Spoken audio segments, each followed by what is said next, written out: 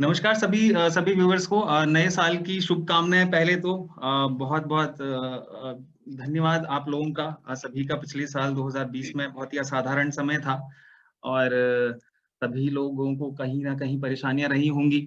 आशा करते हैं 2021 जो है वो बेहतर रहे और इस असाधारण समय से कुछ ना कुछ साधारण समय आए। और हम आज नए साल में हमने एक नया कार्यक्रम शुरू करा है जिसका नाम हमने आमने-सामने रखा है, आमने-सामने बातचीत के लिए। तो आज हम अपने पहले कार्यक्रम में साल में सबसे पहले कार्यक्रम में आज हम आपसे मिलवा रहे हैं विमला जी को। विमला जी पूना बावर से हैं चकराता में जो कि बावर साइड पड़ता है, जौनसार बावर का ही क्षेत्र है। और मैम अभी अतिरिक्त निधि सलाहकार हैं जो कि अतिरिक्त निधि सलाहकार हैं, चीफ लीगल काउंसलर हैं ओएनजीसी में। अभी वर्तमान में वो त्रिपुरा में पोस्टेड हैं और उसके साथ-साथ वो पूर्व महासचिव हैं एवं उपाध्यक्ष रही हैं उत्तराखंड अनुसूचित जनजाति एवं जनजाति कल्याण समिति की। और मैम जो हैं विमला जी जो हैं इससे पहले काफ़ी सारे सामाजिक कार्यों में जुड़ी हुई हैं। काफ़ी पहले से 1988 के आसपास उनका 88 या 79 के आसपास उनका मानव विज्ञान एंथ्रोपोलॉजिकल इंस्टीट्यूट में वो उनकी नौकरी लगी थी और उसके साथ-साथ वे सामाजिक कार्यों में उनका रुचि रही है पहले से ही। तो मैम बहुत-बहुत धन्यवाद हमारे शो में आने के लिए। हाँ, तो मैम मैं थोड़ा आपसे वही जानना चाहूँगा कि आप ये सामाजिक कार्यों में जिस तरीके से जुड़े हैं, आप काफ़ी महिला उत्थान में भी आपका योगदान रहा है, उत्तराखंड राज्य आंदोलन में भी आप जुड़े हुए रहे हैं। तो ये आपने शुरुआत कहाँ से हुई आपके सामाजिक कार्यों की? धन्यवाद अभिनव। सर्वप्रथम तो मैं सभी सुनने वालों को नमस्कार करती हूँ और नववर्ष की बहुत-बहुत हार्दिक शुभकामनाएँ देती हूँ। और जैसा कि अभी अभिनव जी ने बताया कि पिछला बहुत इस साल हमारा बहुत बुरा गुज़रा है। उम्मीद है ये आने वाला समय हमारे लिए नई आशाएँ और नई उम्मीदें और नए सपने और नए विकास के कार्यक्रम लेके आए, ऐसा मैं उम्मीद करती हूँ। अभिनव जी, मेरा स्कूलिंग तो मेरे गाँव से हुई थी। उसके बाद यहाँ देहरादून में मैंने ग्रेजुएशन किया, एमए किया, लॉ किया, एमकॉम किया। तो इसके साथ-साथ थोड़ा-सा जो हमारे क्षेत्र से संबंधित ख़ास करके शुरुआत में, क्योंकि मैं जौनसार बावर क्षेत्र से बिलॉन्ग करती हूँ और वहाँ पे भी जौनसार से भी आगे जो बावर एरिया है, जो आपका दारागाड़ के बाद यानी जो कोटी कनासर के बाद जो बावर का जी मैम। एरिया लगता है और उससे लगा हुआ जौनसार बावर देवघर भी एक एरिया है जिसका नाम हम लोग कभी-कभी लेते नहीं है, लेकिन वो भी हमारे ट्राइबल क्षेत्र में ही आता है देवघर। तो वहाँ क्योंकि मैं एक गाँव से हूँ और एक एक किसान परिवार से हूँ और एक कोल्टा फैमिलीज़ जो हमारे यहाँ होती है उससे मैं बिलॉन्ग करती हूँ। और हम लोग को चलो हमारी फैमिली तो बहुत ठीक रही, संपन्न रही, लेकिन जो गाँव में इधर-उधर जो कुछ घटनाएँ घटती थी या जो चर्चाएँ होती थी, जो बात सामने आती थी, तो वो जब सब हम सुनते थे, तो लगता था कि हमें कुछ समाज के लिए कुछ करना चाहिए, हमें कुछ अपना योगदान देना चाहिए और कुछ अपने समाज के लिए करना जी चाहिए, चाहे वो महिला। हाँ, जी। थोड़ा मैं ये बोलना चाह रहा था आपने शुरुआत जो करी सबसे पहले आपने सामाजिक कार्य जो शुरू किया, थोड़ा उसके बारे में आप ज़िक्र करेंगे? पहला आपका इंटरवेंशन क्या था? आपने सामाजिक हस्तक्षेप जो आपने किया? सर्वप्रथम मैंने 1989 में जो यस। जो मैंने शुरुआत करी थी, उस समय हम लोगों ने एक संगठन बनाया था पर्वत हितम नाम से और हम लोग पूरे जौनसार बावर का एक सर्वे किया था हम लोग उस समय। और उसमें हम लोगों ने कुछ उस सर्वे में हम लोगों ने जो अदर देन सवर्ण जो जातियाँ हैं जौनसार बावर की, उनके लिए हम लोगों ने कुछ फॉर्म लिए थे जिसमें हमने उन गाँव-गाँव परिवार का जैसे सर्वे होता है कि इस गाँव में कितने परिवार अदर देन सवर्ण रहते हैं, चाहे वो कोई भी थे। उनके परिवार में कितने पुरुष हैं, कितनी महिलाएँ हैं, क्या उनका शिक्षा का हाँ, हाँ स्तर है। मैम, हाँ। हाँ, इस तरह से हम लोगों ने बेसलाइन सर्वे, हाँ। बेसलाइन सर्वे था, जो हम लोगों ने स्टार्टिंग किया था। और तो सर्वप्रथम जब मैंने शुरुआत करी थी तो मैंने हनोल से हम लोग गए थे। हनोल में मैंने महिलाओं से, वहाँ के लोगों से, बच्चों से, यूथ से एक मेरा इंटरेक्शन हुआ था। हम लोगों ने मीटिंग करी थी। हम 2-3 लोग थे जिसमें एक मेरे साथ रिटायर्ड आईएएस हैं, मिस्टर चंद्र सिंह जी, उनके बेटे सोनू और एक मेरा ही भाई ताऊ जी का लड़का प्रदीप, हम 3 लोग थे जब हम लोग शुरू में गए थे। उसके बाद जब हमारा जुड़ाव हुआ पर्वत हितम से और वहाँ संगठन बना, तो तब हम करीब 15-16 लोग थे जब हम क्षेत्र के भ्रमण के लिए हम लोग जौनसार बावर में गए थे। जी मैम, अच्छा तो आपने वहाँ पे कोई हस्तक्षेप मतलब जैसे सर्वे किया आपने, तो आपने बोले आपने सवर्ण जाति और हमारे यहाँ कोल्टा जाति भी है। तो हाँ। हमारे यहाँ जाति समावेश जो है वो काफ़ी अलग-अलग प्रकार की जातियाँ हैं हमारी तरफ। तो हाँ, इसमें मैम ये सवर्ण और इसका मतलब जैसे आप बोल रहे हैं कि हमारे यहाँ वैसे कम्युनिटी के हिसाब से देखा जाए, अब रेशियो के हिसाब से अभी इस समय शायद 2011 जो सेंसस है, उसके अंतर्गत 35% जो है वो अ, एससी कम्युनिटी है, मतलब अनुसूचित जाति। और हुँ। ये एसटी कम्युनिटी 55% है, बाकी उसके अलावा और हैं। तो मतलब इस उस दौरान और इस दौरान में आपको कुछ फ़र्क लगा है कि मतलब सर्वे आपने करा होगा तो आप काफ़ी गाँव वगैरह गए होंगे, कुछ डाटा आया होगा। तो हाँ, इसके बारे में ये जो सबसे पहले स्टैट है उस दौरान कितने थे और इस दौरान मैंने ये 2011 का सेंसस का भी शायद और बदला होगा लेकिन ज़्यादा नहीं। हाँ। उस समय जो है करीब 60-40 का रेशो था, जो जनसंख्या के मत आधार पर। और जो हम लोग एक 1959 यानी 59 में एक भारत सरकार ने एक कोटा जहाँ समिति के गठन किया था, जिसमें उन्होंने यहाँ के 1989 में सॉरी नहीं 59 में 59 में। 1959 हाँ 1959 बोलते हैं यस मैम, यस। 1959 जी मैम, थैंक यू। में एक कोटा जहाँ समिति का गठन किया गया था। इसको गठन करने का भी एक उद्देश्य था भारत सरकार का, क्योंकि हमारे यहाँ उस समय, आज तो स्थितियां बहुत भिन्न है, लेकिन उस समय शायद जो 50 के 60 के दशक में जो क्षेत्र में जो स्थितियां थी अदर देन सवर्ण की, वो पूरी तरह एक दास्ता का जीवन वो लोग जी रहे थे। उनके साथ बहुत ज्यादा मतलब दुर्व्यवहार समझिए या उनको के बहुत ज्यादा दबाया जाता था, और उनको कोई भी बोलने की, कुछ करने की अपने से कोई आजादी नहीं थी उस समय। तो उस समय जब सरकार ने इस क्षेत्र में सर्वे कराया था, उस समय एक कमेटी बनी थी, और ये करीब 10, 11, 12, 13 लोगों की एक कमेटी थी, जिसमें उसके जो मुख्य जो सदस्य थे, उसके जो सभापति थे, वो थे बलदेव सिंह आर्य जी, उप मंत्री उत्तर प्रदेश, ये उसके सभापति थे। और इसके अलावा थे रामचंद्र सिंह उनियाल, ये विधायक थे, नगन सिंह भंडारी जी, अक्षय हाँ मैम, कुमार कौल मैम इसमें और मतलब थोड़ा मतलब मैं ये बोल रहा था कि जाति धर्मेंद्र परिपेक्ष जो है, हाँ, उसके बारे में कि मतलब आपको लगता है वो मतलब प्रोपोर्शन वाइज बेसिकली अनुसूचित जनजाति जो है वो काफी बड़ा मतलब हमारे क्षेत्र का एक हिस्सा है मतलब।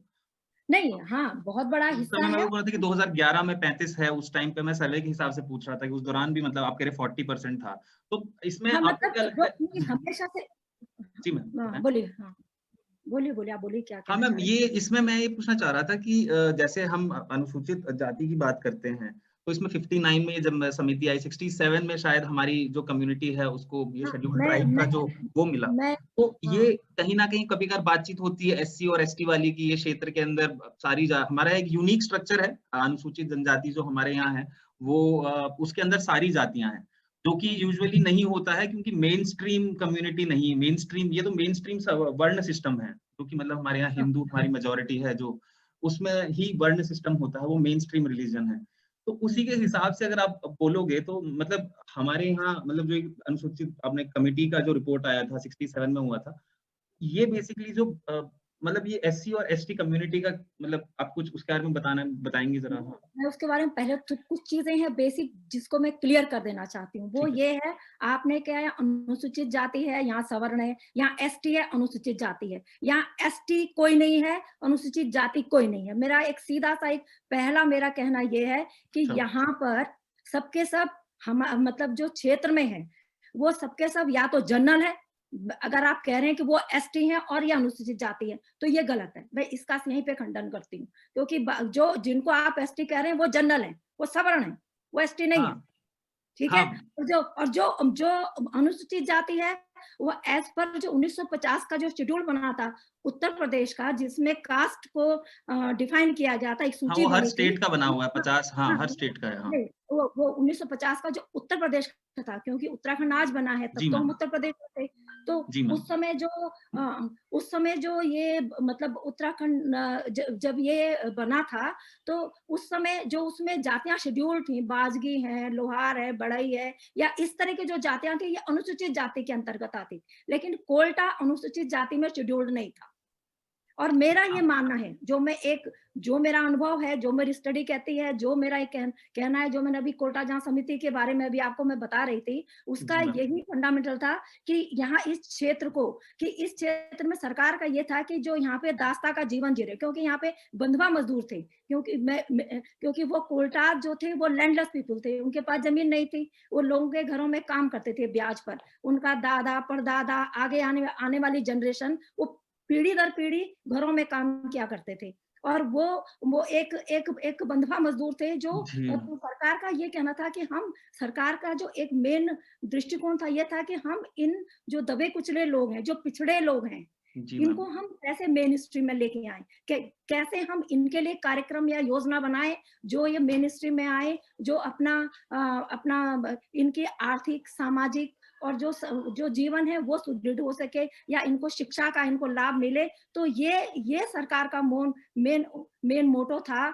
इस कमेटी को बनाने का। और इस कमेटी में जब ये कमेटी ने लगभग 1-1.5 साल का समय लिया था, और 1-1.5 साल में जो उन्होंने रिपोर्ट प्रस्तुत करी थी, उसमें उन्होंने सारी रिकमेंडेशंस दी थी, जिसमें ये था कि इनके आर्थिक रूप से इनको कैसे आगे बढ़ाया जाए, इनका सामाजिक जो जीवन जो बिल्कुल एकदम एक दास्ता भरी जो जीवन है, इस दास्ता से इनको बाहर कैसे निकाला जाए, क्योंकि अच्छा। यहाँ पे हाँ, अच्छा। तो ये लोग अच्छा, यहाँ उसमें बंधुआ। रिकमेंडेशंस भी थे, मतलब हाँ, जांच समिति हाँ, रिकमेंडेशंस भी दिए थे फिर हाँ, उसमें। उसमें रिकमेंडेशन दिया गया था, और इसी रिकमेंडेशन के आधार पर जो ये जनजाति क्षेत्र की जो बात आती है, जनजाति जो घोषित किया गया, तो वो उसका जो फंडामेंटल था, ये कोटा जांच समिति थी।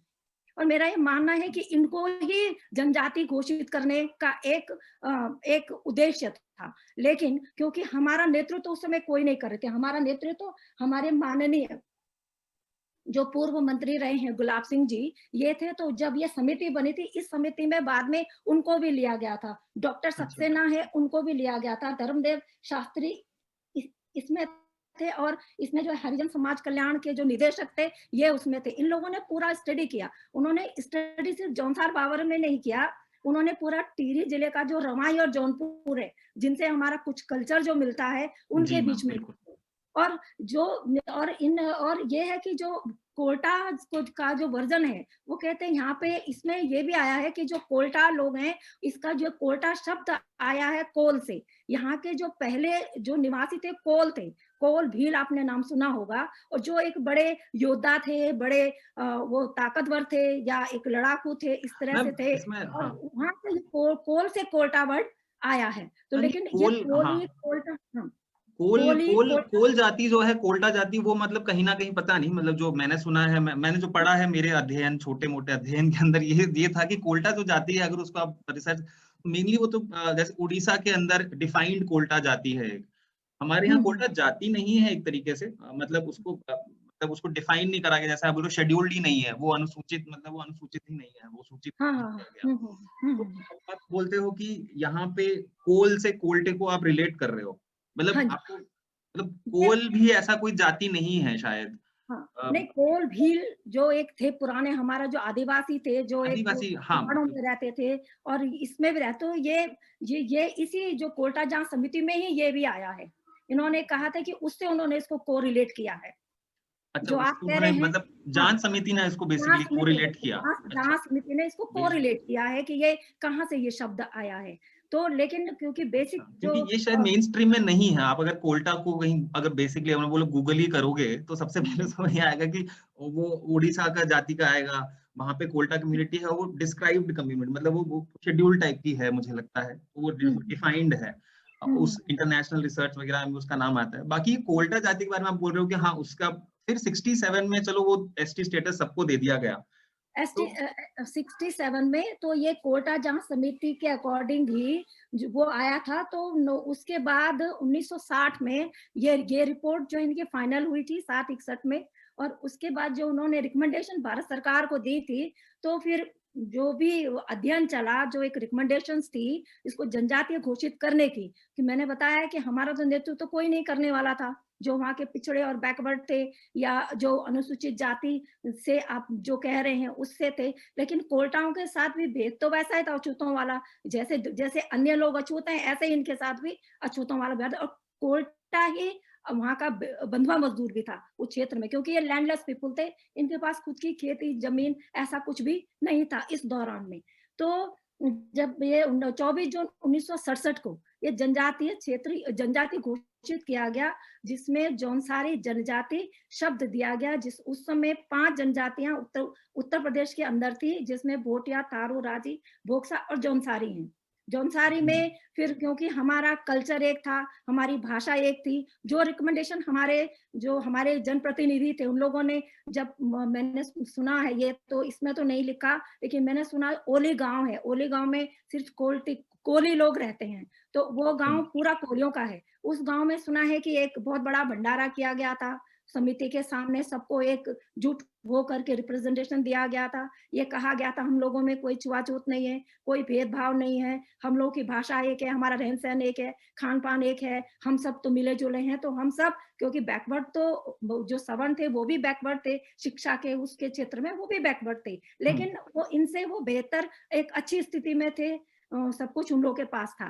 तो ये सब बातें थी। तो उस समय ये सब जब बातें आई, तो कोल्टा शब्द, क्योंकि उसमें तो कोई नहीं जुड़ेगा, उससे तो फिर बाकी लोगों के भी बोलेगा हम क्यों कोली बने या कोल्टा बने, तो जौनसारी शब्द दिया गया, जबकि जौनसारी कोई जाति नहीं है, जौनसारी एक टेरिटोरियल वर्ड है, एक प्रादेशिक शब्द है, ये कोई जाति नहीं। अनुसूचित जनजाति वैसे मैम भौगोलिक टेरिटरी की वजह से ही होता है, और एक आइसोलेशन मतलब उसका कहीं ना कहीं ये होता है कि मेन स्ट्रीम से हटकर जो सोच एक हाँ, रीजन है भूगोल, मतलब अनुसूचित जनजाति तो अपने आप में कहीं ना कहीं भूगोल से ही रिलेटेड है, टेरिटरी से ही रिलेटेड है। नहीं, टेरिटरी से भी है, अगर लेकिन उनका जो आप थारू जाति की बात कर रहे हो, जनजाति की, वो भी मतलब वैसे तो वो भी नहीं, नहीं, नहीं। टेरिटरी है। आपको नहीं, नहीं, टेरिटरी से भी कुछ जगह टेरिटरीज है, जैसे आपका पूरा एरिया मेघालय है, आपका त्रिपुरा है, ये है वो है, आपको हाँ, पूरा वो ये जगह खासी लोग जो है वहाँ पे मतलब घोषित उनका किया गया। लेकिन जो जनजातियां हैं वो बाकायदा उनकी जाति से इंडिकेट, जैसे आपके भोटिया जनजाति है, तो भोटिया आपके चमोली में भी है, उत्तरकाशी में भी है, वो किसी एक पर्टिकुलर एरिया में नहीं है। जैसे थारू राणा है, वो भी जनजाति है, लेकिन वो पूरे उधम सिंह जिले में है, लेकिन वो जगह जगह पे है। बुक्सास हैं, बुक्सास जो हैं आपके आपके आपको देहरादून में मिलेंगे, विकासनगर एरिया में, आपको हरिद्वार जिले में मिलेंगे, आपको उधम सिंह जिले में, नैनीताल जिले में, सब जगह आपको बुक्सा मिलेंगे। लेकिन ये एक जोंसा बावर एक ऐसा क्षेत्र है जहां पर कि एक एरिया को शेड्यूल्ड किया गया, यानी इस एरिया के अंदर रहने वाले जौनसारी मूल के जो भी व्यक्ति हैं वो सब अनुसूचित जनजाति कहलाएंगे और उसका लाभ प्राप्त करने के अधिकारी है, वो चाहे सवर्ण हो चाहे वो अदर देन सवर्ण हो। इसमें ये है, क्योंकि पहले हम इस क्षेत्र में जनजाति हैं, उसके बाद हम जनरल हैं, या हम किसी दूसरी कास्ट से बिलोंग करते हैं, या अनुसूचित जाति से हैं, या पिछड़ी जाति से, वो अलग है, लेकिन हमें जौनसारी मूल का होना तो जरूरी सभी है। लोग जौनसारी मूल के हैं, चाहे वो किसी भी जाति का हो, मतलब एक हाँ, तरीके से बिल्कुल, दिए। बिल्कुल, तो जो अच्छा, जौनसारी मूल के मैम इसमें आपने वही बात करी, प्रतिनिधित्व की बात करी आपने कहीं बीच में आपने जिक्र करा। हैं। तो मैं बोलूं प्रतिनिधित्व जो है, मतलब जबकि काफी मतलब बड़ी कम्युनिटी है, प्रतिनिधित्व में कहीं आपको क्यों लगता है कि कमी रह गई है, या कोई भी मतलब कोई भी बात, मतलब मैं ये नहीं बोल रहा कि होना ही चाहिए, बट कोई ऐसे कोई ढंग के मतलब लोग नहीं आए हैं जो कि बात को रख सकें, आर्टिकुलेट कर सकें चीजों को, बातचीत मतलब हर चीज का बोलने का ढंग होता है, बातचीत करने का ढंग होता है। हम्म। बताओ आपको क्या लगता है इस केस में क्या कमी रह गई है? नहीं, आप जो कमी कह रहे हैं तो वो एक कहावत है ना, हाथ कंगन को आरसी क्या, पढ़े लिखे को फारसी क्या, कहावत सुनी होगी आपने। जी इसका जी। क्या, आपने मैंने आपसे पहले ही कहा था कि इस क्षेत्र में जो वर्चस्व था वो सवर्णों का था, बाकी जो अदर देन सवर्ण थे वो एक दास्ता भरा जीवन जो है, उस उन वहां पे कौन आएगा लीडरशिप करने। जब ये जनजातीय क्षेत्र घोषित होने के बाद भी वहां की जो स्थानीय जो अदर देन सवर्ण कास्ट है, उन लोगों ने कितना मतलब स्थानीय स्तर पर या ब्लॉक स्तर पर बोलो, पंचायत स्तर पर बोलो, जिले स्तर पर बोलो, हर जगह पे डिस्क्रिमिनेशन एक उनके साथ मतलब किया जाता है। ठीक है, आपको कह दिया आप भी इस लाभ के अधिकारी है, लेकिन एक स्थानीय स्तर पर तो एक जो स्वघोषित जो कानून होता है कि जो वहाँ के लोगों ने कह दिया वो अपने आप में कानून बन जाता है, उसका कोई लिखित नहीं है, कुछ भी नहीं है, लेकिन जो कह दिया। एक सिंपल सी बात है, एक सीधा सा व्यक्ति अगर ब्लॉक में अपना सर्टिफिकेट लेने गया, उसने अगर ये कह दिया मुझे एसटी का सर्टिफिकेट चाहिए, ऐसे उदाहरण कई हमारे पास आए, तो सबसे पहले पूछा जाएगा भाई तू कौन सी जात का है। उसने अगर कह दिया जी मैं बाजगी हूँ, उसने बोला जी भाई तू तो बाजगी है, तू तो एससी में आता है, तेरे को तो एससी मिलेगा, तेरे को एसटी नहीं मिलेगा। तो यहीं पे उसके हाँ, अधिकारों का हनन किया, ये मेरी मैं अपनी आवश्यकता है हाँ, जो मुझे चाहिए। तो इस हाँ, तरह के आप बताइए कौन प्रतिनिधित्व करने आएगा? एक जो न पढ़े लिखे, जिनको न पढ़ने का अधिकार, जो पढ़ने से वंचित रखा गया, जिनको न संपत्ति रखने का अधिकार था। इसी रिपोर्ट में कहीं न कहीं है कि वो सोना नहीं रख सकते थे, सोना नहीं पहन सकते थे और अच्छे उनके पास मकान नहीं होते थे, जिनके पास खाने के लिए पैसा नहीं है, जो लोग बंधा मजदूरी कर रहे हैं, वो अपना नेतृत्व कहाँ से करेंगे? इसमें एक उदाहरण 1950 का, सॉरी 60 का एक इसमें और दिया गया है कि उस समय एक अनुसूचित जाति व्यक्ति को परिषद का मेंबर बनाया गया था सरकार के द्वारा, और वो इसी में है रिपोर्ट में, और वो यहाँ देहरादून में एक जो सरकारी मीटिंग होती है उसमें आया और उसको कुर्सी पे बिठाने के लिए कोशिश की गई। सबने कहा अधिकारियों ने आप कुर्सी पे बैठिए। उसने बोला नहीं जी मैं कुर्सी पे तो नहीं बैठ सकता, जबकि वो मेंबर था, वो नीचे बैठा। तो उसने बोला बैठिए, सबने रिक्वेस्ट की नहीं बैठा। फिर उससे कहा, उसका नाम भी दिया हुआ इसमें कि उससे हाँ फिर मैम, कहा कि इसमें क्यों? उसने बोला कि मैं यहाँ तो मैं बैठ जाऊँगा, लेकिन जाना तो मुझे अपने क्षेत्र में ही है। इतना भय, इतना डर उन लोगों में था। आज स्थितियाँ बदल गई हैं। आज सब कोऑपरेट करते हैं, सब एक दूसरे का ध्यान रखते हैं, और उस समय भी कुछ जगह पे था जो ध्यान रखते थे। जैसे मैं मेरे अपने गाँव के कुछ लोगों की बात कहूँ, जैसे मेरे पापा कहते हैं कि जो फलाने सयाने थे बहुत सपोर्ट करते थे, फलाने सयाने थे वो ये करते थे, बहुत हमारी मदद करते थे, जैसे कहीं पे कुछ है। तो एक्सेप्शंस आर ऑलवेज देयर, लेकिन एक पूरे जो उसमें था, वो ये लोग एक बहुत ही मुश्किल भरा जीवन जी रहे थे। इनको आगे हाँ बढ़ने मैम, के आपको लिए लेकिन वही वाली बात है मैम, अब 60 से जैसे आपने रिकमेंड कमिटी के रिकमेंडेशंस भी हुए रहे हैं, 67 में फिर जब आया था जनजाति का जो अध्यादेश आया होगा, फिर उसके बाद मतलब समय थोड़ा बदला, हाँ, रिप्रेजेंटेशन की रिजर्वेशन भी आया, फिर रिजर्वेशन से लोगों को कुछ डेफिनेटली इकोनॉमिक स्टेटस बेहतर हुआ कुछ लोगों का। और बराबर। पर आपको क्या लगता है कि मतलब आप शायद 80s में आप कह रहे 88 89 में आपने सर्वे मैं कराया। तो 89 80s में आई।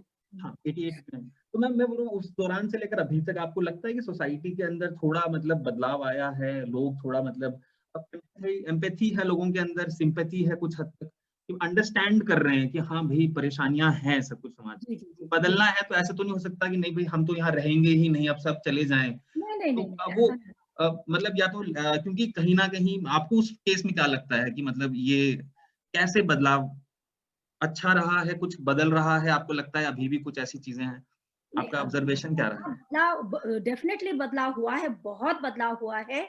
और मैं एक चीज़ और इसके साथ जोड़ देना चाहती हूँ कि ये जनजातीय क्षेत्र घोषित होने के बाद भी 1975-76 के दशक में, जब 76 दशक में सरकार ने ही एक योजना चलाई थी, आपका बंधुआ मजदूर उन्मूलन कार्यक्रम एक भारत सरकार का चला था, जिसमें उन्होंने जो बंधा मजदूर की जो मैं बात कर रही थी अभी, कि वो लोग उनके घरों में काम करते थे, इस तरह से थे, तो उनको जमीनें दी गई कि ताकि वो, जैसे रिकमेंडेशन थी इनकी, उनको जमीनें दी गई और उनको जानवर दिए गए हैं कि आप भैंस पालो, आप बकरी पालो, आप गाय पालो, ऐसे दिया गया। लेकिन जैसा आप जानते हैं कि सरकारी जो ये तंत्र होता है, ये कहाँ जी। एक अंतिम व्यक्ति तक पहुंचता है, कहाँ मतलब एक नीडी तक पहुंचता है।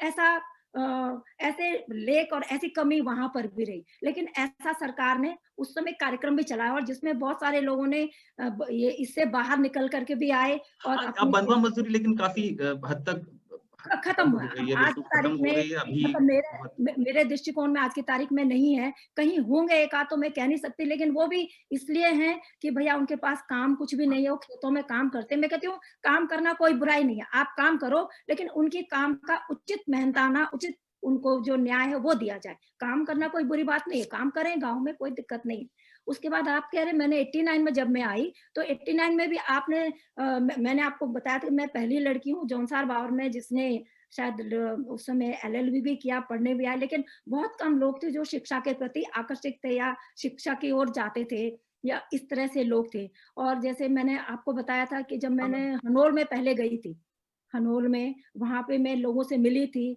और वहाँ पे बिल्कुल भी लोगों में इतना एक शिक्षा के साथ-साथ एक जागरूक होना भी इंसान के लिए बहुत ज़्यादा ज़रूरी है। और आपको मोटिवेट करना भी बहुत ज़्यादा ज़रूरी है, क्योंकि बहुत सारे लोग आगे नहीं निकल पाते हैं। इसके बहुत सारे कारण हैं। आपके पारिवारिक कारण है, आपके आर्थिक कारण है, आपके पास पैसा ही नहीं है, आप कहाँ जाओगे बाहर उच्च शिक्षा के लिए? आपने गाँव के प्राइमरी स्कूल में चौथी 5वीं पढ़ लिया, उसके बाद तो आपने कुछ भी नहीं कर पाए, या आपने हाई स्कूल किया, इंटर किया, उसके बाद कुछ नहीं कर पाए। तो एक उसके लिए भी एक उनको आर्थिक रूप से मजबूत होना बहुत ज़रूरी मुझे लगा। और मैं एक निकली थी, क्योंकि मैं रोज़ सुनती थी गाँव में प्रधान बने, यहाँ वो बने, लेकिन उनके साथ फिर भी अन्याय हुआ। यहाँ पर गाँव में जिला पंचायत के मेंबर थे, कहीं के उनको जूतों के माला पहनाते थे। ऐसी बहुत सारी घटनाएँ हुई, गाँव क्षेत्र में होती थी, तो मुझे लगता था यार मुझे इनके लिए कुछ करना चाहिए। तो मैं निकली थी घर से बाहर, और मैंने शुरुआत हनोल से भी करी थी, और वहाँ का जो आपसे बातचीत में मैं इसको शेयर भी करना चाहूँगी कि वहाँ का जो माहौल था, आप मानते हैं कि हनोल मंदिर हमारे लिए एक तीर्थ स्थान है, पूरे जौनसार बाबर के लिए, जी पूरे मैम, वो हिमाचल के लिए, पूरी दुनिया के लिए, सबके लिए है, और हम उनकी बहुत मानता करते हैं। वो सब लोग वहाँ जाते हैं, और वहाँ पे कोने-कोने से लोग आते हैं। तो इसी तरह वहाँ पे लोग आते थे, वहाँ जो लोग महिलाएँ रहते थे, फैमिलीज़ रहते थे, उनके घरों में रुकना, वहीं पे दारू पीना, ड्रिंक करना, अभद्रता करना, इस तरह का माहौल वहाँ पे था, जो कि ठीक नहीं था बच्चों के विकास के लिए कहो, या उनके आगे समग्र विकास के लिए, जो ठीक नहीं था। तो मेरे वहाँ का जो यूथ थे, उन लोगों से मेरी चर्चा हुई, और मेरी जो महिलाएँ थी, कुछ लड़कियाँ थी यंग, जो पढ़ती थी कॉलेज में, कुछ थी, उन लोग के साथ बातचीत हुई, तो मैंने उन लोगों से कहा कि आप इन लोगों को यहाँ रुकने मत दो। आप इनको बोलो दर्शन करो और यहाँ से जाओ। जब तक आप लोग इनको नहीं भगाओगे, कुछ नहीं होगा। तो उन लोगों ने एक अपना बहुत अच्छा संगठन बनाया मुझे, क्योंकि मैं देहरादून में रहती थी, मुझे फ़ोन करके बताते, आज हमने इतने लोगों को यहाँ से भगाया, उसकी पिटाई कर दी, और हमने किसी को रुकने नहीं दिया। लेकिन ये धीरे-धीरे सिलसिला चलता रहा, और आज वहाँ मैं देखती हूँ कि सब लोग शिक्षा भी प्राप्त कर रहे हैं, बाहर नौकरियों में भी जा रहे हैं, और लोगों में जागरूकता भी आई है, और वो एक जो माहौल था एक अजीब-सा, वो माहौल भी वहाँ पे खत्म हुआ है। आज तो बहुत उन्नति कर गया हनोर। हाँ, तो काफ़ी सारे ये फिर सामाजिक संगठन भी आए हैं, मतलब आप लोगों ने बहुत शुरुआत आए, करी होगी, आपकी बहुत आए, देखा-देखी में और लोग भी जागरूक होंगे, उन लोगों ने फिर बहुत आए, सामाजिक बहुत संगठन आए, बनाए। बहुत आए, हाँ, बहुत आए, तो मैम बहुत आए। इसमें आपने जैसे अभी महिलाओं की बात करी, तो महिलाओं के केस में आप भी एक महिला हैं, तो हुँ, हुँ। आपको मतलब एज़ अ महिला के परिप्रेक्ष्य में समाज के अंदर क्या लगता है, जौनसार के अंदर जैसे समाज जौनसार समाज के अंदर महिलाओं का जो एक स्थान है, हुँ, उसके बारे में आपकी क्या राय है? आपने उस टाइम पे सर्वे कराया था और अभी आप नज़दीकी से देखा होगा आपने। तो हुँ। हाँ, उस समय जो सर्वे था वो तो एक बहुत पुरानी बात थी। उस समय तो मेनली था कि महिलाओं में बीमारियाँ बहुत थी। जो अच्छा, महिलाओं से संबंधित जो तकलीफ़ें होती हैं वो उन्हीं महिलाओं में नहीं, अन्य भी जो महिलाएँ थी जो गाँव समाज के होते हैं, उन लोगों में जैसे आपको पता हमारे यहाँ बहुपत्नी प्रथा था, बहुप्रति प्रथा था। तो ये जो इस तरह के जो चाहे वो परिस्थिति था, सामाजिक परिवेश था, जो हमारी भौगोलिक जो हमारी जो जो परिवेश उसके अनुसार हमारी परंपराएँ थी, और उसमें मुझे कोई खराबी नहीं लगती है। मुझे तो गर्व होता है अपनी परंपरा पे, मैं सीधी-सीधी बात यहाँ पे कर रही हूँ। तो जी इस मैम। तरह से था। तो उन लोगों में कुछ तकलीफ़ें थी, कुछ बीमारियाँ थी, और जैसे और दूसरी बात में ये होता था कि अ, उन लोगों में मतलब पढ़ने-लिखने के प्रति इतनी जागरूकता कि महिलाओं ने क्या पढ़ना है, क्यों पढ़ना है, और घर में भी ज़्यादा आपने देखा होगा हमारा पूरा जो समाज है, तो यहीं का समाज नहीं पूरा समाज है, वो हमेशा पुरुष प्रधान समाज रहा है। पहले हाँ, वो महिला तो सिर्फ़ हाँ, जौनसार की बात नहीं, वो तो पूरे पहले समाज पिता की बात सुनो, फिर पति की बात सुनो, फिर पुत्र की बात सुनो, ऐसा सब जगह रहा, तो ऐसा ही वहाँ भी था। लेकिन आज मैं देखती हूँ, बहुत लड़कियाँ हैं जो पढ़ लिख रही हैं, बहुत अच्छी-अच्छी नौकरियों में जा रही हैं, उनके अंदर अवेयरनेस आ रही है, गाँव में महिलाएँ ग्राम प्रधान बन रही हैं, और गाँव में पंचायत सदस्य बन रही हैं, और मुझे तो गर्व होता है कि हमारे यहाँ से एक महिला जौनसार से ही हमारे यहाँ इस समय जिला परिषद की मतलब सॉरी हाँ जिला जी मैम, पंचायत की मधु चौहान अध्यक्ष जी, हुई। मधु तो वैष्णव। जी, ये हमारे लिए गर्व की बात है कि हमारी महिलाएँ बहुत आगे बढ़ रही हैं, और बहुत पढ़ रही हैं, हर क्षेत्र में बढ़ रही हैं, हर शिक्षा के क्षेत्र में भी आगे बढ़ रही हैं। जी जी। मैम, आपको लगता है इससे जब शिक्षा बढ़ती है, तो शिक्षा के बाद आपको लगता है समाज में बहुत फ़र्क आता है, जनरली महिलाओं की भी जो भागीदारी होती है, वो बढ़ती है? मतलब हुँ। आपको शिक्षा का बहुत अहम रोल है। आप बिल्कुल, बिल्कुल शिक्षा का तो अहम रोल है ही है।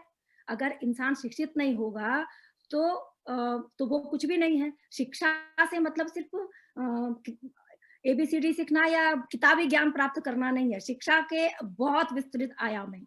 शिक्षा के साथ-साथ मैं एक मानती हूँ कि हम लोगों में एक जागरूक होना भी बहुत बड़ी बात है। जैसा कि मैंने आपसे कहा कि मैंने महिला संगठनों में अपने क्षेत्र में तो काम किया, लेकिन हमें उत्तराखंड महिला मंच हमारा एक आंदोलनकारी संगठन रहा, प्रगतिशील हाँ महिला जी। मंच रहा, और इसके अलावा जो पूरे देश में जो संगठन है, जागोरी थे, सहेली थे, ऐसे बहुत सारे संगठन थे जिन लोगों से हमारा इंटरेक्शन हुआ, बातचीत हुई। तो ये कहीं न कहीं ये महिलाओं में मैंने जो महसूस किया, जो मेरा अनुभव है, मुझे लगा शिक्षा के साथ-साथ आपका जागरूक होना बहुत ज़रूरी है, क्योंकि कई महिलाएँ मैंने ऐसी देखी जो अंगूठा छाप बनी प्रधान। हमारे एक मित्र थी आपके विकास नगर क्षेत्र से, डॉक्टरगंज से, नत्थो बेगम, अब तो वो नहीं है, उनकी डेथ हो चुकी है। वो अंगूठा छाप थी, लेकिन बहुत ज़्यादा जागरूक और अपने अधिकारों के प्रति उसको मालूम था मुझे क्या करना है। तो वो उसने अपने साथ एक असिस्टेंट रख ली जो पढ़ी-लिखी थी, जिससे वो अपना काम करवाती थी। तो अवेयरनेस बहुत ज़रूरी है, और इस पे मैं एक उदाहरण एक और देती हूँ कि मेरी एक दोस्त थी, जो डॉक्टरेट थी, पीएचडी, जैसे बोलते हैं डॉक्टरेट, पीएचडी, क्लास 1 ऑफिसर। यहाँ पे एंथ्रोपोलॉजी में जैसे बताया मैं नौकरी करती थी, क्लास 1 ऑफिसर थी, doctor first class, gold medallist. लेकिन वो ग्वालियर के रहने वाली थी, उसके पूरी फैमिली में सब कोई डॉक्टर, कोई प्रोफेसर थे। लेकिन जब हमने उनकी शादी में जाकर के घटना घटी थी, मैं पूरा बात नहीं बताऊँगी, लेकिन जब वहाँ बच्ची थी तो दहेज की बात हुई। किसी ने विरोध नहीं किया। हम सामने थे, हम तो खैर हम तो मेहमान थे, क्या बोलते, लेकिन बाद में उसकी परिणति ये हुई कि वो डॉक्टरेट लड़की 92 में दीदी का शादी हुआ था, 93 में, 94 में, और 95-96 में उनको जला के यहीं देहरादून में मार दिया गया था। तो और उनके परिवार के लोग कहते थे कि जबकि वो पढ़े लिखे थे, कि बेटी तू जहाँ जाएगी तो रात को, अगर ये रात को दिन को रात कहें तो रात कहना। तो मेरा ये मानना है कि शिक्षा के साथ-साथ आप में जागरूकता होनी चाहिए, आपको डर नहीं होना चाहिए, हेजिटेशन नहीं होना चाहिए कि मेरे को समाज क्या कहेगा, लोग क्या कहेंगे अगर मैं ऐसा करूँगी, अगर मैं वैसा करूँगी तो लोग क्या कहेंगे। अगर आप सही हो और सही के लिए लड़ रहे हो, सही के लिए आपको आवाज़ उठानी चाहिए। मेरा अच्छा। मतलब ये मानना है। हाँ, ये लेकिन आपने जैसे बीच में ही बात करी, शादी की बात करी, तो हमारे यहाँ जैसे एक जोजोड़ा सिस्टम होता है, होता है। राइट? तो हुँ, आपको लगता है कि वो अच्छा सिस्टम था, मतलब काफ़ी एम्पावरिंग सिस्टम था वो? बहुत बढ़िया, मैं हाँ, तो उसकी बहुत कदर करती हूँ। आपने थोड़ी देर पहले पूछा था हमारे यहाँ महिलाओं की स्थिति, मैं कहती हूँ हमारे यहाँ महिलाओं की स्थिति बहुत अच्छी है, तो क्योंकि आपने ऐसे हमारे यहाँ महिलाओं की स्थिति इसलिए भी अच्छी है कि हमारे यहाँ लड़की बारात लेके जाती है, मैंने देखा है। और जिस तरह यहाँ लड़की और लड़कों का सम्मान होता है, वहाँ हमारे यहाँ लड़की का सम्मान होता है। अगर वहाँ पे कोई ऊँच-नीच होती है, लड़की बारात लेके वापस आ सकती है। तो हमारे यहाँ महिला, और दूसरी बात में ये है, हाँ, ऐसा होता है, अगर कुछ गड़बड़ हुआ लड़कियाँ बारात लेके वापस आ सकती हैं।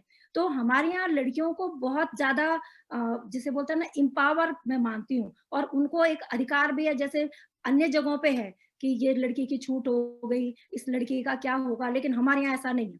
हमारे यहाँ लड़की छूट भी हो जाती है, या कुछ अन्य बात भी होती है, तो लड़कियों की शादी भी दोबारा होती है, हम उसको गलत दृष्टि से, हेय दृष्टि से नहीं देखते हैं, और लड़कियों का हम लोग सम्मान करते हैं, बहुत ज़्यादा सम्मान हमारे जौनसार में महिलाओं का होता है। ये मैंने खुद देखा ये है, और कहीं, ये हाँ, हाँ, विमला हाँ, जी, मेरे को कहीं न कहीं मुझे मतलब पर्सनल ऑब्जर्वेशन कहूँगा मैं इस चीज़ को, बट ये है कि जैसे जोजोड़ा सिस्टम था, अभी आजकल जैसे हम भी यहाँ आ रहे हैं, देख रहे हैं। अब हुँ, तो खैर बहुत कम हो गया, अब यही जो मेन स्ट्रीम कल्चर है, जो कि मतलब वही कॉकटेल और करना, और मतलब जो एक मेन स्ट्रीम कल्चर है कि कॉकटेल होती है, फिर शादी का रिसेप्शन, और ये वो कल्चर शुरू हो गया है।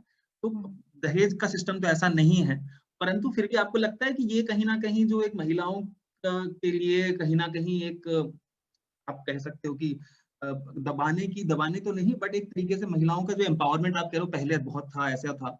अभी जो बदलाव आया है वो मेन स्ट्रीम हावी रहा है, मतलब कहीं न कहीं ऐसा लगता है आपको, जो ये नहीं, मैं जौनसारी ऐसा? महिलाओं के बारे में तो ऐसा नहीं कहूँगी। हमारी लड़कियाँ, मुझे आज भी लगता है हमारी लड़कियों का साथ आज भी कोई अभद्रता नहीं होती है, मतलब परिवार के नहीं, अंदर। हाँ, मैं वो मैं उस केस में ये बोल रहा हूँ कि कहीं न कहीं main stream in the sense कि ये जो अर्बन एरिया से जो है, जैसे मेन स्ट्रीम हो गया, हुँ, शहरीकरण जो है, ये हाँ, जो हमारे यहाँ जो जैसा आप बोल रहे हो कि लड़कियाँ छूट जाती थी, तो उनकी वापस शादी हो जाती थी, ये सब चीज़ें होती थी। ये तो होती थी। काफ़ी मॉडर्न अप्रोच, उसका मॉडर्न अप्रोच मैं कहूँगा, लेकिन ये पहले होता था हमारी तरफ। जोजोड़ा भी बहुत अच्छी चीज़ है, काफ़ी लोग करते हैं, अभी भी काफ़ी फैमिलियाँ हैं जो अभी भी करती हैं, लेकिन बिल्कुल कुछ कर ज़्यादातर नहीं हो रहा है।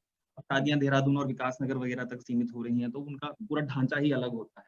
मैं कह रहा हूँ कि शहरीकरण कहीं न कहीं हावी हो रहा है मतलब समाज के ऊपर, मतलब मैं ये पूछना चाह रहा था। हाँ, मतलब बिल्कुल थोड़ा बहुत हावी हो रहा है, लेकिन मैं समझती हूँ कि इसको हम अगर रोकना चाहें तो हम रोक सकते हैं, क्योंकि इसका मैंने एक दूसरा पहलू भी देखा है। लोग बाग इस संस्कृति की ओर जा रहे हैं, यानी जो आपकी बारात लेके आती है या प्लेन्स में जो शादी की मतलब शादी की जा रही है, क्योंकि अब तो लोगों के पास संपन्नता बहुत आ गई है, पैसा बहुत आ गया है, दिखावा बहुत कर रहे हैं। तो मैं समझती हूँ हमें इस दिखावे की तरफ नहीं जाना चाहिए।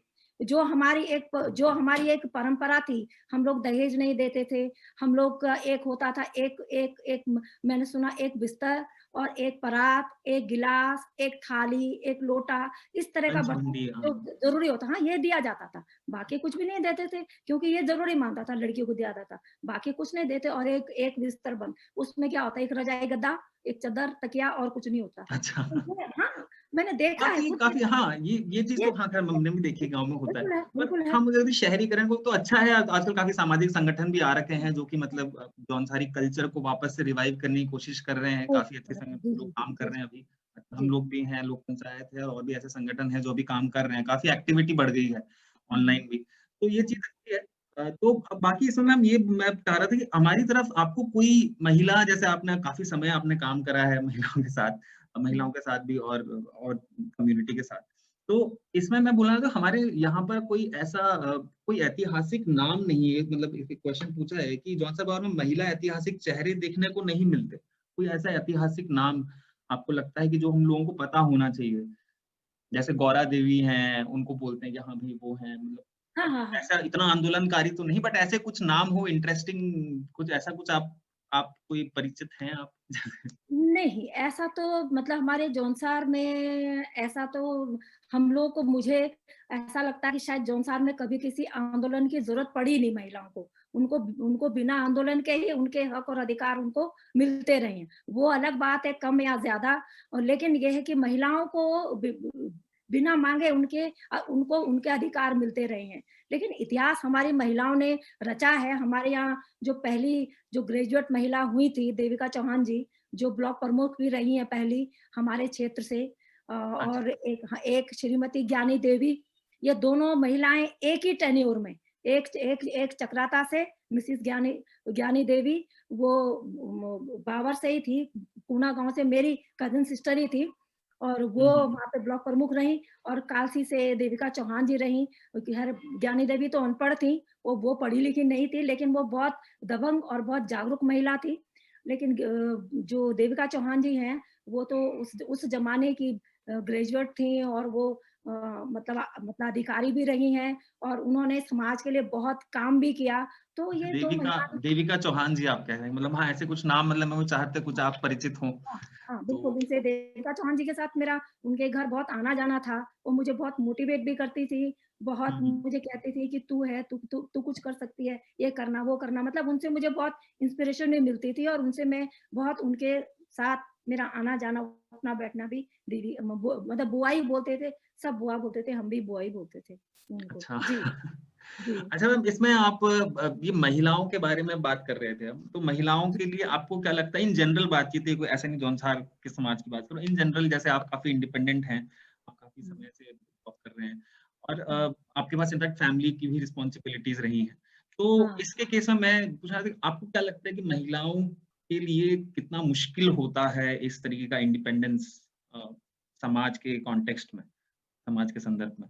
हाँ, बिल्कुल सही बात कर रही हैं आप। महिलाओं के लिए ये बहुत ज़्यादा मुश्किल है कि एक तो अगर आप एक सामाजिक क्षेत्र के लिए आप स्कूल जा रहे हो, स्कूल से घर आ रहे हो, नौकरी कर रहे हो, घर आ रहे हो, वहाँ तक तो बहुत है। लेकिन जब आप घर से काम करने के लिए बाहर जाते हैं, तो ऐसी जगहों पर हर परिवार में एक बंदिशें होती हैं और बहुत सारी महिलाएँ इसी वजह से बाहर नहीं निकल पाती हैं। मैं खुद बता रही हूँ, जब मैंने काम शुरू किया था 2000 में हम लोगों ने ये महिला संगठन भी बनाए, ये जो अपना जनजाति कल्याण समिति जब बनी थी, उस समय हमने स्टूडेंट और यूथ का संगठन भी बनाया था, जिसमें हमारी बहुत सारी यूथ लड़कियाँ इस तरह से जुड़ी थी, लेकिन उनकी बाद में शादी हो गई, बाद में उनका हमारे पति कहते हैं नहीं जाना है।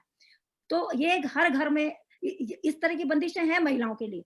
लेकिन मैं इस मामले में बहुत लकी रही हूँ कि मेरे फैमिली ने, मेरे पिताजी ने, मेरी मदर ने मुझे बहुत सपोर्ट किया आज तो मैं बड़ी हो गई हूँ, लेकिन आज से 25-30 साल पहले बहुत यंग थे।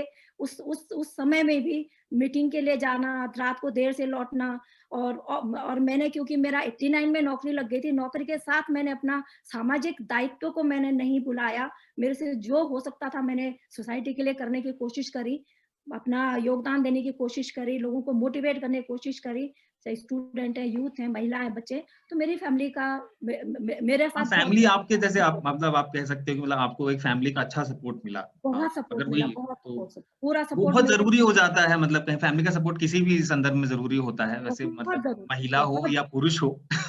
लेकिन बहुत ज़रूरी। महिलाओं के लिए थोड़ा और ज़रूरी हो जाता है कि हाँ, आपके इर्द-गिर्द में जो फैमिली है, आपके जो लोग हैं, वो लोग आपको थोड़ा प्रेरित करें, कहीं न कहीं बिल्कुल, बिल्कुल, बिल्कुल। और इस चीज़ मैं के लिए भी है कि हाँ, आप लेकिन मंच आप जैसे घर से बाहर निकले, आपने बोला कि जैसे मैंने शुरू करा, ऐसे आप लोगों से मिले, बातचीत हुई, कुछ-कुछ शुरू करा।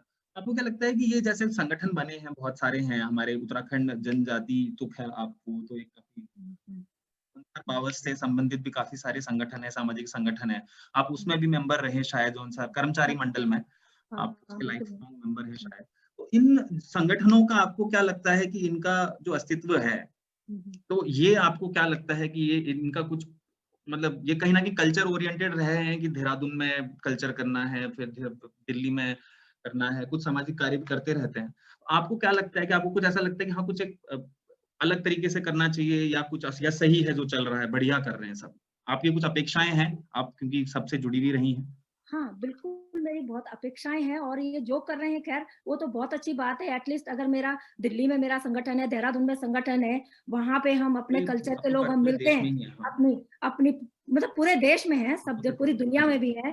तो अगर हम अपने संगठनों के कल्चर कार्यक्रम करते हैं, क्योंकि अब आज के बच्चे हमारे स्कूलों में जाते हैं, अंग्रेजी स्कूलों में, वो हमारे कल्चर को नहीं जानते हैं। लेकिन अगर हम एक गेट टुगेदर जौनसारी या कोई और कम्युनिटी के करते हैं, वहाँ पे अपनी वेशभूषा में हम जाते हैं, अपना पकवान बनाते हैं और अपनी परंपराओं के बीच में बातचीत करते हैं और आप लोग इससे हमारी जो आने वाली पीढ़ी है उसको बहुत ज्यादा मोटिवेशन मिलता है और वो हमारे कल्चर से जुड़ा रहता है। लेकिन मेरा इसके साथ साथ मेरा दूसरा जो इन सभी संगठनों से या खुद से भी मेरा ये है कि हम लोग को अपने गांव, अपने क्षेत्र की तरफ हमें बिल्कुल देखना चाहिए। वो जो अंतिम व्यक्ति है उन तक भी हम अपने जो अ, योजना है या जो कार्यक्रम है या उस व्यक्ति की हम किस तरह से मदद कर सकते हैं, इसके लिए हमें अपने गाँव की ओर बिल्कुल जाना चाहिए। आज तो समय आ ही गया कि हम गाँव के लोग गाँव की ओर जा ही रहे हैं और गाँव में आपके सुविधाएँ हो हमारे गई हैं, बहुत रोड बन गई हैं सुविधा हो आजकल। गई है, हाँ, रोड बन गई है,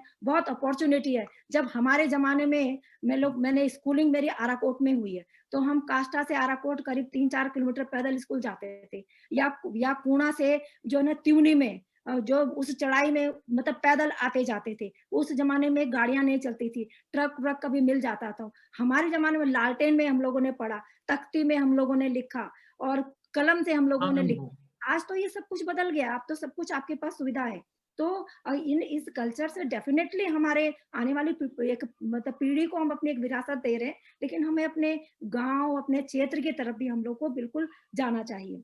एक बात मैं आपसे और कहना यहाँ चाहती जी, हूँ, मैं आपने मुझे एक हाँ जी, सवाल पूछा था कि महिलाओं को मुश्किलें आती हैं। इसके लिए मैं आपको एक एग्ज़ाम्पल देती हूँ। मैंने आपको बताया था कि मैं एक उत्तराखंड आंदोलनकारी भी रही हूँ और शुरू से जी लेके मैम। 94 में जिस दिन हाँ आंदोलन मैम, उत्तराखंड उत्तराखंड मूवमेंट शुरू हुआ था और 2009 नवंबर 2000 में जब हमको राज्य मिला था, उस दिन तक यानी राज्य बनने के 4 दिन पहले भी हम लोगों ने देहरादून से डाक पत्थर तक 2 या 3 नवंबर को एक पद यात्रा निकाली थी। हम लोग पैदल एक मार्च करते हुए हम पूरे महिला मंच संगठन के लोग हम लोग गए थे। अच्छा तो उत्तराखंड मैंने महिला उस मंच। आंदोलन में देखा था क्योंकि इस आंदोलन को कहा जाता है कि एक स्वतः स्फूर्त आंदोलन था। ये किसी नेता ने या किसी अभिनेता ने नहीं किया था। ये आंदोलन एक रोजगार को लेकर के, एक बेरोजगारी को दूर करना है, हमारे क्षेत्र का, हमारे राज्य का विकास हो, एक धारणा के साथ ये आंदोलन एकदम से एक 94 में ये मंडल कमीशन की रिपोर्ट आई थी, वहाँ एक लड़के ने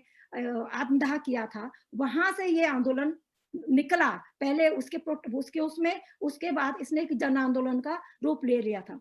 तो उस समय जो महिलाएँ आंदोलन में आती थी और हमारे क्योंकि मैं महिला मंच से भी हूँ, उसकी सदस्य हूँ और तो आती थी तो जब हम लोग बैठकें करते थे कार्यक्रमों में, आंदोलन में रैलियां निकाल रहे, भाषण दे रहे, इधर उधर गलियों में धक्के खा रहे, ये सब होता रहता था। तो उनके पति लोग घर में उनको रोका करते थे कि आप लोगों ने नहीं जाना, तू कहाँ जा रही है, तू क्यों जा रही है, इस तरह के उनके ऊपर बंदिशें थी। लेकिन वो महिलाओं में, क्योंकि मैं कहती हूँ अगर आपके पास संकल्प है, आपके अंदर कुछ करने की ताकत है, तो आप कर सकते हो। आप अपने परिवार वालों को मना लो, आप उनको मतलब कन्विंस कर सकते हो कि मैं जो कर रही हूँ, मैं सही कर रही हूँ, मैं गलत नहीं कर रही हूँ। तो वो जो महिलाएँ हम लोगों ने आज तक भी, हमारी महिलाएँ, उस समय वो महिलाएँ घर से पैदल आती थी आंदोलन के लिए, और घर घर का सारा काम करके, घर का खाना बना के, बच्चों को नाश्ता दे के, अपने पति को ऑफिस भेज के, दिन का खाना बना के, गाय को चारा दे के, सारा काम करके आती थी। 9-10 बजे आएंगे और 2-3 बजे अब हमने जाना है घर, क्योंकि हमको गाय पिलाने का वक्त हो गया, खाना बनाने का वक्त। ऐसी महिलाएं आई थी और उन्होंने इस आंदोलन को एक पूरा यूथ जो उत्तराखंड का था, और जो उत्तराखंड के जो जमीन से जुड़ी हुई जो महिलाएं थी, वो लोग इस आंदोलन के अग्र मतलब अग्रसर अग्रज थे, जिन्होंने इसको अच्छा। आंदोलन को आगे लिया। तो ये मैंने तब देखा, बिल्कुल रोका जाता है, लेकिन अगर हाँ, आपके एक इच्छा शक्ति हो, दृढ़ इच्छा शक्ति हो, आपका आपका उद्देश्य सही है, आपकी धारणा सही है, तो आप जरूर कुछ ना कुछ कर सकते हो। हाँ मैम, थोड़ा मतलब आपने जब बात ही करी इस चीज़ की कि हाँ, मतलब अपने आप ही है, लेकिन हाँ, वो बहुत ज़्यादा सपोर्ट सिस्टम तो होना ही चाहिए ना, मतलब जैसे आप लोग हैं या आपको बोल दिया जाए कि हाँ, भई घर में प्रॉब्लम आ रही है, थोड़ा या तो फिर आप जैसे लोग हो, आप बोल सकते हैं, आपकी सुन सकते हैं। तो मतलब युवा महिलाएँ हैं जो मतलब या महिला हो गई या पुरुष हो गए, युवा जो लोग हैं, मतलब वो डेफ़िनिटली कुछ करना चाहते हैं, अलग चीज़ करना चाहते हैं, तो उसके लिए मतलब डेफ़िनिटली सपोर्ट तो बहुत ज़रूरी होता है। वो आपको तो सपोर्ट अच्छा मिला अपने इर्द-गिर्द में। और लोग भी कर रहे हैं। तो मैं इसमें ये चीज़ बोलूँगा, आपने जैसे अभी बात करी उत्तराखंड आंदोलन आप लोगों ने किया। तो अब ये थोड़ा जनरल वही है कि उत्तराखंड आंदोलन में आपका भाग रहा। तो आपको क्या लगता है कि उत्तराखंड आंदोलन मतलब सही रहा, डेवलपमेंट हुआ है? क्या बोलेंगे आप उसके बारे में कि विकास अब जेनुइनली हुआ है? उत्तराखंड बनने के तो अनुसार बावरी को देख लो, मुझे याद है बचपन में हम लोग जब जाते थे बरौंथा, तो वहाँ पे डॉक्टर वगैरह सब रहते थे, मतलब अच्छा खासा सिस्टम था।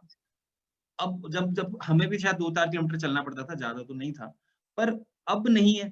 अब बन गया, राज्य बन गया, तो आपको क्या लगता है कि इसमें क्या कमी है? देखिए, मैं इसको अपना मैं कहती हूँ यहाँ की आम जनता का, या जो आंदोलनकारी थे, जो हमारे शहीद हुए, उन लोगों का एक, हम लोग का दुर्भाग्य था कि आज इस तरह की सिचुएशन हमारे उत्तराखंड में आई है। क्योंकि उत्तराखंड राज्य आंदोलन के टाइम पे हमारा जो एक एक मॉडल था आंदोलनकारियों के दिमाग में, कि हमारा उत्तराखंड राज्य कैसा हो। एक उस समय एक बहुत सारे हमारे एजेंडा या हमारे जो मैनिफेस्टो निकलते हैं कि ऐसा उत्तराखंड राज्य हो जहाँ पे जल, जंगल, जमीन पर आम जनता का अधिकार हो, यहाँ की नदियों पर हमारा हक हो, और हमारी यहाँ की जो महिलाएँ, जो पहाड़ की रीढ़ कही जाती है, उनके सर से जो बोझ है वो कम हो, और जो यहाँ का युवा है उसको रोजगार मिले। यहाँ पे शिक्षा, हम जो हमारा एक था कि यहाँ पे जो शिक्षा जो नीति है, शिक्षा नीति ऐसी होनी चाहिए जो समान शिक्षा हो, और आपकी क्वालिटी एजुकेशन हो। ये एक सपना था। और जो हम कहते थे, एक बहुत बड़ी बात थी, वो ये था कि हमारा उत्तराखंड नशा मुक्त उत्तराखंड हो। इतने सारे सपने थे, लेकिन ऐसा कुछ भी नहीं हुआ। राज्य बनते ही यहाँ के जल, जंगल, जमीनों पर पूरे माफियाओं का कब्जा हो गया। और जो स्कूल कॉलेज जो टीचर थे, वो जो पहले स्कूल में टीचर लोग मिल लिया करते थे, अध्यापक मिलते थे, हमारे टाइम में भी स्कूल में ही रहते थे, स्कूल के बाद हम ट्यूशन पढ़ने भी जाते थे, वो अब दूर से आते। एक सुविधा भी हो गई है, लेकिन जो शिक्षा का स्तर है वो कहीं ना कहीं बहुत नीचे गिर गया है। वो शिक्षा का स्तर रहा ही नहीं। और डॉक्टर हैं जो वहीं रहते थे, वो डॉक्टर भी आज वहां पे पहाड़ों में जाना हाँ, नहीं ऊपर चाहते, से वो क्योंकि मतलब वो उत्तर प्रदेश के थे ये लोग और बाहर के थे, काफ़ी सारे ऐसे लोग थे। जो वो कोई आते थे। कानपुर से था, कोई बरेली से था, वो लोग भी आते थे। अब लेकिन अब उत्तराखंड अपने ही राज्य के ही लोग हैं, वो नहीं रह पा रहे हैं। तो उसमें मतलब इस संदर्भ में आपको क्या लगता है, मतलब क्या होना चाहिए? इस संदर्भ मुझे लगता है कि लोगों की अप्रोच बहुत ईज़ी हो गई है। रिश्तेदार, नातेदार कहीं न कहीं हमारे उच्च पदों पे हैं, अधिकारी हैं, मंत्री हैं, सिफ़ारिश से अपने लोग जाना ही नहीं चाहते। लोग बाग यहाँ पे तो यहाँ तक, मतलब जो डॉक्टर है वहाँ जाना नहीं चाहते हैं, जो द हम नौकरी हम सब पाना चाहते हैं, लेकिन हम लोग अपने गाँव के लिए, अपने क्षेत्र के लिए कुछ करना ही नहीं चाहते। मतलब ये हम सुविधा हमें चाहिए, लेकिन हम कुछ दे नहीं रहे अपनी सोसाइटी के लिए। ये एक एक धारणा सी बन गई है, और इसका कारण यही है कि आज हमारा उत्तराखंड राज्य बन गया है, लेकिन ये पूरी तरह से यहाँ पे राजनीति इतनी हावी हो गई है कि हर राजनेता अपना घर भरने के लिए अपना घर बदले सारे के सारे, जिनकी जितनी अप्रोच है, जितनी पहुंच है, वो सब इतना ही कर रहे हैं। आम जनता आज जहां थी उससे भी बदतर स्थिति हो गई है। पहले हम कहते थे कि उत्तराखंड का युवा बाहर जाकर के होटलों में बर्तन मांजता है, वहां पे वो काम करता है, लेकिन आज स्थिति ये हो गई है कि हमारा युवा अपने ही घर में बर्तन मांजता है। बाहर के लोगों ने यहाँ की संपत्ति पर, यहाँ के जल जंगलों पर अधिकार कर लिया, यहाँ के बड़े बड़े इंडस्ट्रीज या जो भी बन गए, लेकिन हमारा जो यूथ है वो वहीं का। और सबसे जो एक बहुत बड़ी एक जो विडंबना जो आ रही वो ये है कि नशे की चपेट में आज की तारीख में हमारा युवा पूरी तरह से आ गया। आप यहाँ ड्रग्स देखिए, और यहाँ पे पहले जुर्म नहीं होते थे, आपने देखा होगा यहाँ कभी बलात्कार नहीं होते थे, छुटपुट कभी हुए होंगे लेकिन नहीं होती थी इस तरह की घटनाएं, और कोई भी जैसे आपराधिक मामले नहीं होते थे। आज की तारीख में यहाँ बढ़ गया है, आज की तारीख में सब कुछ अपराध यहाँ बढ़े हैं, और महिलाओं के साथ अभद्रता यहाँ बढ़ी है, लड़कियों के साथ छेड़ाखानी यहाँ बढ़ी है। स्कूल कॉलेज जो कभी हमारा देहरादून या जो हमारे ये जो एक सिटी कहा जाता था स्टूडेंट के ब्लैक ब्लू जैकेट और क्या ग्रे हेयर का सिटी देहरादून कहा जाता था, आज ये पोल्यूशन का सिटी हो गया। आज यहाँ पे क्या कुछ भी नहीं है। तो ये हम लोगों ने जहाँ कुछ हमने बहुत कम कुछ पाया, लेकिन हमने बहुत कुछ खोया है। लेकिन अभी भी तो वक्त इसमें है। मतलब वही मैम, इसमें थोड़ा उसी बात पे आना चाह रहा हूँ कि जैसे हमारा क्षेत्र भी थोड़ा दुर्गम है, और जी मतलब उत्तराखंड भी अपने आप में दुर्गम है, ज्यादातर 10 जो यहाँ पे जिले हैं। तो इसमें ये चीज है कि आपको क्या लगता है, क्या सोच बदलनी चाहिए, क्या होना चाहिए, मतलब किस किस चीज पर काम करना चाहिए जिससे मतलब कि लोग ये चीज करें, अपना कमिटमेंट दें समाज के लिए, जैसे आप भी सामाजिक कार्यों में जुड़े रहते हैं, ये है मतलब कहीं ना कहीं वो एक कमिटमेंट ही है। अब डॉक्टर है तो यार गांव में काम कर लेते हैं, टीचर है तो यार नहीं गांव में जाके काम कर लेते हैं। तो इस तरीके से आपको क्या लगता है कि क्या सोच कैसे बदल सकती है वो, कि मतलब नहीं भाई हमको कुछ करना पड़ेगा, व्यवस्थाएं थोड़ी बेहतर करनी पड़ेंगी या क्या? बिल्कुल, व्यवस्था परिवर्तन की तो आज आवश्यकता है ही है। इसमें मुझे सबसे जो बहुत जरूरी लगता है वो मुझे लगता है कि लोगों में जागरूकता होनी चाहिए, और वो जागरूकता आपके गांव लेवल से हो, आपके ब्लॉक लेवल से हो, आपके पंचायत लेवल से हो। अगर हमारी जनता जागरूक है तो हम बहुत कुछ बदल सकते हैं। जनता तो आपने देखा होगा दुनिया में इतने बड़े बड़े जो परिवर्तन हुए हैं वो जनता के द्वारा ही तो किए गए हैं। जब जनता में क्रांति आई तो लोगों ने ये परिवर्तन किया, तो लोगों का जागरूक होना बहुत जरूरी है। दूसरी बात में यह है जो हमारा जो ये विकास का जो ढांचा है, जो हम आज क्या करते हैं कि ऊपर लेवल पे हमारी योजनाएं बनती हैं। हमने एक योजना बनाई उस गांव के लिए, हमने ये योजना बनाई है, ये वहां पे कार्यान्वित हो। उस क्षेत्र के लिए, उस जिले के लिए हमने योजना बनाई है, ये वहां कार्यान्वित हो। ये हम क्या है विकास थोप रहे हैं। हमें जनता से इंटरेक्शन करना चाहिए, उनके बीच जाकर के पूछना चाहिए तुम्हारी क्या जरूरत है, आपके गांव को किस चीज की जरूरत है। आपके क्षेत्र में अगर नाली बनानी है, जैसे हम लोग देहरादून में, हम जैसे कोई देहरादून में रह रहा है तो जिस वार्ड में हम रह रहे हैं हम ये कहेंगे हमारे यहाँ नाली की आवश्यकता है, हम कहते हैं हमारे यहाँ सड़क टूटी है, ये होनी चाहिए, हम कह रहे हैं हमारे यहाँ बिजली का जो प्रॉब्लम है इस तरह की प्रॉब्लम है। तो अगर जो नेता हैं या जो हमारे जनप्रतिनिधि हैं, जो हमारे सामाजिक जो कार्यकर्ता हैं, वो अगर इन सब चीजों को समझे तो एक विकास का ढांचा जो एक पिरामिड है ना ऐसे बना हुआ, वो पिरामिड अगर ऐसे बने यानी विकास नीचे से ऊपर, बॉटम अप अप्रोच मतलब। हाँ, तो वो एक विकास की अवधारणा होनी चाहिए। मतलब मुझे ये लगता है जब तक ये, और ये तब होगा जब एक आम इंसान की सोच बदलेगी और लोगों में एक जागरूकता आएगी, और खास करके जो हमारा यूथ है आज की तारीख में उनमें एक एक ये सोच आए और ये एक बात आए, तो वही, क्योंकि यूथ ही इस परिवर्तन को ला सकता है। जो पुराने लोग हैं वो तो जी मैम। एक जगह जम गए हैं, वो उनके बस का कुछ नहीं, मुझे ऐसा लगता है।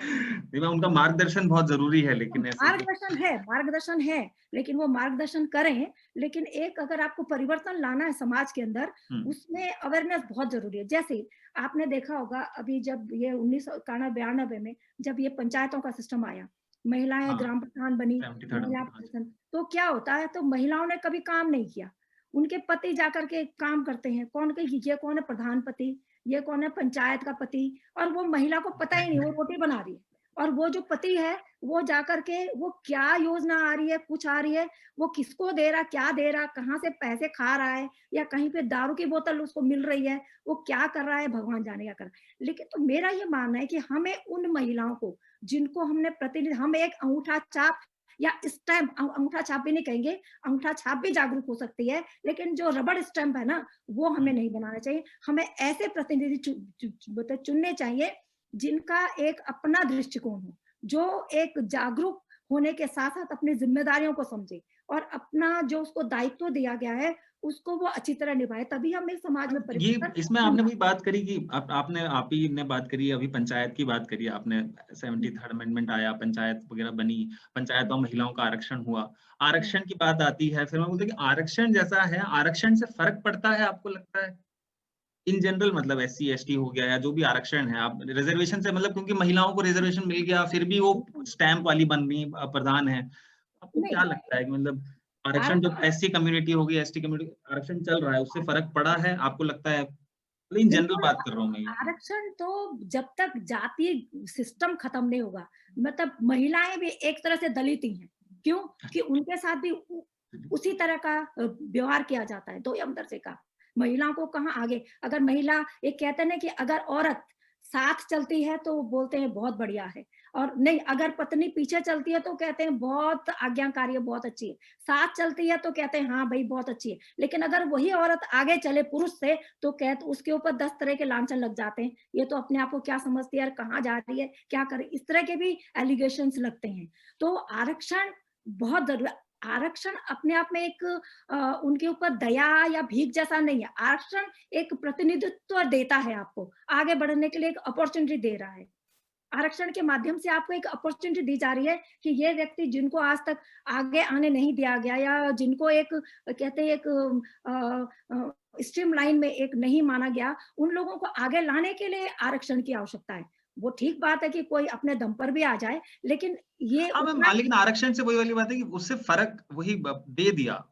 हाँ, तो ये रहना चाहिए या आरक्षण की बात ही आप कर रहे हो कि ये जो आप बात कर रहे हो आरक्षण की, तो हुँ, महिलाओं को आरक्षण दिया, हुँ। अच्छा ठीक है। लेकिन वो उनका प्रतिनिधित्व तो फिर भी उनका नहीं है।